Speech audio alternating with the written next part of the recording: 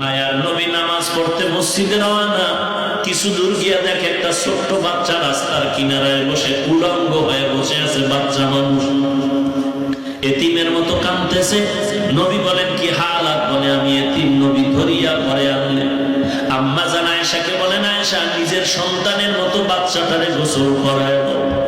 নবী একটা চাদর নিয়ে দুইটা ভাগ করিয়া একটা বাচ্চার শরীরের উপরে দিলেন, আর একটা নিচের অংশ ঢেকে দিলেন। এবার বলে চলো আমরা মসজিদে যাব নামাজ আদায় করার জন্য। বাচ্চা যখন ঘর থেকে বেরিয়ে সামনে যায়, নবী কয় দাঁড়াও, দাঁড়াও, তুমি হাঁটিও না। বাচ্চা দাঁড়ায় গেল। নবী নিচে বসলে আর ডাক দিয়া কয়, ও বাচ্চা, তুমি আজ হাঁটিয়া যাইবা না, আমার কাঁধের উপরে উঠিয়া বসো।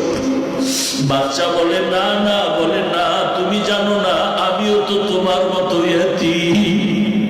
দুনিয়াতে আসিয়া বাবাকে দেখতে পারি নাই, অল্প বয়সে আমি মা হারাইয়া এতিম। আজকে তোমার মতো একটা এতিম পাইছি, আমি একটু মহাব্বতের খেদমত করিয়া যাই।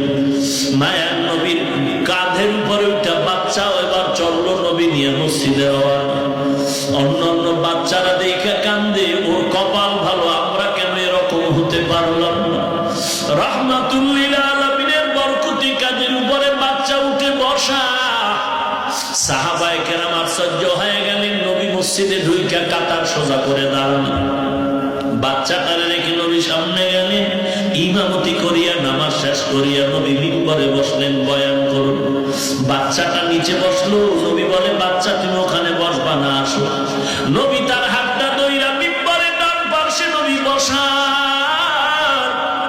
আর মাথার উপরে ডান হাতটা দিয়ে কয়, সাহাবায়ে কেরাম দেখে নাও। প্রশ্ন করবা আমি এমন কেন করি? এই বাচ্চাটার জন্য। কারণ এই বাচ্চা এতিম, আমি নবীও বড় এতিম ছিলাম। আমি নবী বাচ্চার মাথায় হাত দিয়া দোয়া করে যাই, এতিমের মাথায় হাত দিলে তোমরা এরকম বরকত পেয়ে